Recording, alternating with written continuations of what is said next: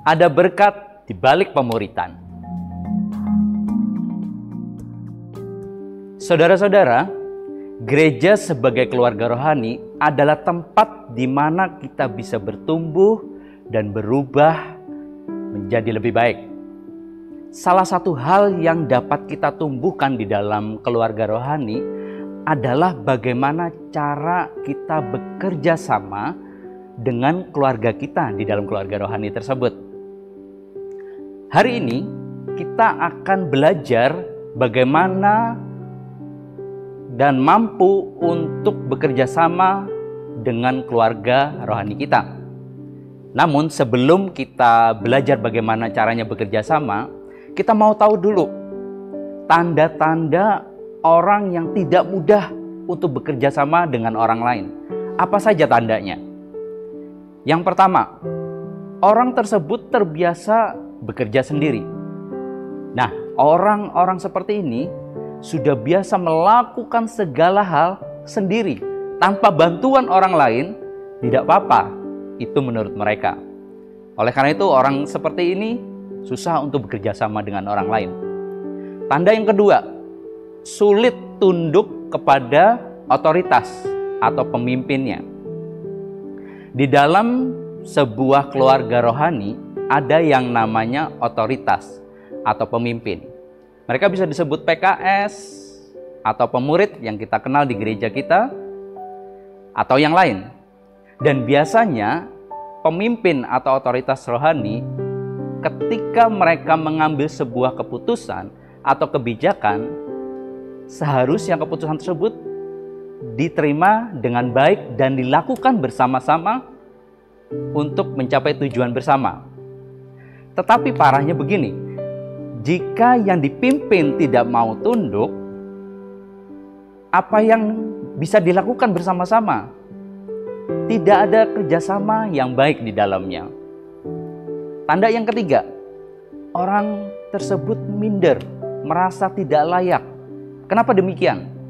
Orang minder akan selalu merasa dirinya paling lemah.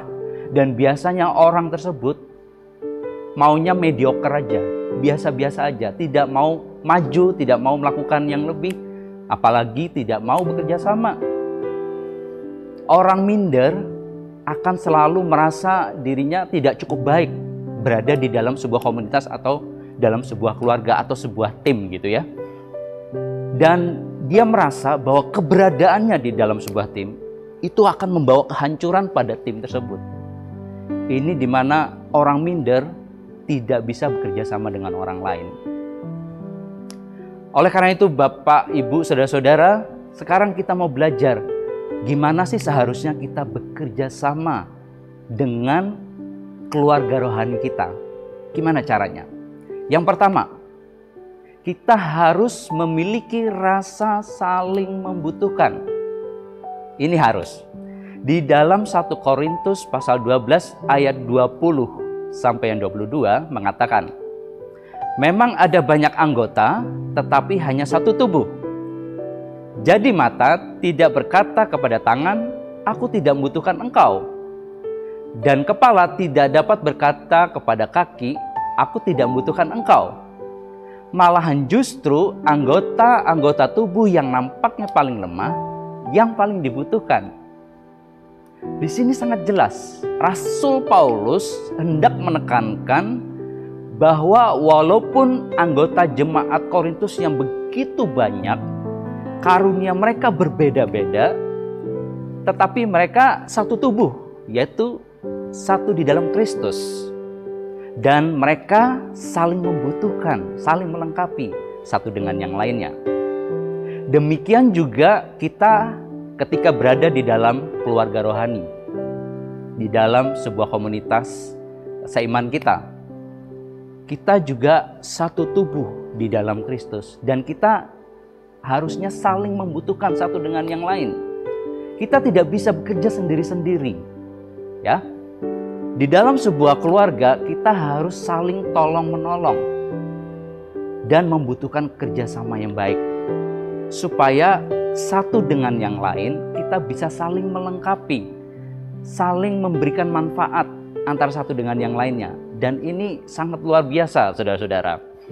Kalau setiap anggota keluarga rohani merasa saling membutuhkan, maka tidak ada lagi yang namanya orang bekerja sendiri atau anggota keluarga rohani bekerja sendiri saja. Dia akan merasa kelelahan, merasa putus asa. Tapi jika ada saling tolong-menolong, wow, sangat luar biasa, saudara-saudara. Semua anggota keluarga rohani adalah berharga di mata Tuhan dan pasti semuanya dibutuhkan. Jadi, bagi saudara-saudara yang merasa minder, jangan lagi minder dan merasa tidak dibutuhkan. Semua orang di dalam keluarga rohani dibutuhkan dan setiap orang pasti berfungsi. Amin. Bahkan di dalam pemuritan, saudara-saudara, antara pemurid dan murid bisa saja terjadi saling membutuhkan sehingga bisa terjadi kerjasama yang baik. Biasanya pemurid yang menolong murid melakukan banyak hal, tetapi ada saatnya murid juga bisa menolong pemurid ketika pemurid membutuhkan sesuatu. Inilah indahnya kekeluargaan di dalam umat Tuhan sebagai keluarga rohani. Selanjutnya, bagaimana seharusnya kita bisa bekerja sama dengan anggota keluarga rohani kita? Yang kedua, saling rendah hati dan tidak egois. Firman Tuhan di dalam Filipi pasal 2 ayat 3b sampai yang keempat mengatakan, sebaliknya hendaklah dengan rendah hati yang seorang menganggap yang lain lebih utama daripada dirinya sendiri. Dan janganlah tiap-tiap orang hanya memperhatikan kepentingannya sendiri, tetapi kepentingan orang lain juga. Firman Tuhan mau supaya di dalam keluarga rohani ataupun di dalam komunitas itu ada yang namanya sikap rendah hati. Hilangkan semua keegoisan.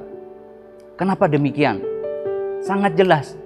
Bagaimana mau bekerja sama dengan baik jika satu anggota dengan anggota yang lain memiliki hati yang tinggi, kemudian egois, yang ada perpecahan, saudara-saudara, yang ada kehancuran di dalam keluarga rohani. Nah, ini bahaya, saudara-saudara. Sikap rendah hati itu sangat diutamakan, dan antar anggota keluarga rohani pasti akan membuahkan sebuah kesepakatan. Karena apa? Karena semua terfokus kepada Kristus. Semua keluarga rohani terfokus kepada kehendaknya Kristus. Ini yang utama, saudara-saudara. Dari hal ini, kerja sama yang baik akan terjadi dengan mudah. Sebab tidak ada kepentingan pribadi yang ditonjolkan. Wow. Ketika otoritas atau pemimpin sudah mengambil keputusan yang sudah diproses bersama-sama, maka semuanya harus menerima keputusan itu, betul? Dan akhirnya bisa bekerja sama untuk melakukan keputusan itu. Inilah dibutuhkan kerjasama yang baik. Begitu juga di dalam pemuritan. Seorang murid seharusnya memiliki sikap rendah hati. Mau dibentuk, mau diajar, dan mau diajak bekerja sama di dalam proses pemuritan. Seorang murid juga seharusnya mau tunduk kepada pemuridnya sebagai otoritas. Apa yang sudah diajarkan oleh pemurid seharusnya dilakukan oleh murid tersebut. Kenapa? Karena tidak ada pemurid yang berupaya, bertujuan untuk menghancurkan si murid. Tidak ada, saudara-saudara. Murid yang mau diajak kerjasama di dalam proses pemuritan akan menjadi murid yang bertumbuh dewasa dan berkarakter Kristus. Luar biasa. Bahkan ketika murid itu nantinya menjadi pemurid, kemungkinan besar muridnya akan memiliki sikap rendah hati juga. Apa yang dia tabur akan dituai di masa depan. Amin. Saudara-saudara, Mari kita sebagai anggota keluarga, di dalam keluarga seiman, di gereja, kita mau belajar bersama-sama, bekerja sama, terus menerus berlatih. Bagaimana caranya aku bisa connect satu dengan yang lain, bekerja sama dengan baik satu dengan yang lain. Percayalah, ketika ada kerjasama yang baik di dalam keluarga rohani, maka Tuhan akan mengalirkan kuasa-Nya dan pertumbuhan ada di dalam setiap kita.